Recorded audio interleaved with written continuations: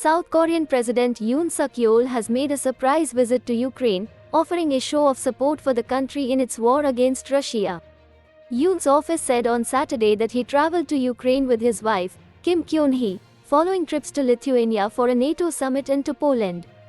It is his first visit since Russia invaded Ukraine almost 17 months ago. After the two leaders met, Zelenskyy thanked Seoul for its firm support of Ukraine's sovereignty and territorial integrity, and the significant political, security, economic and humanitarian aid it has supplied since the start of Russia's war.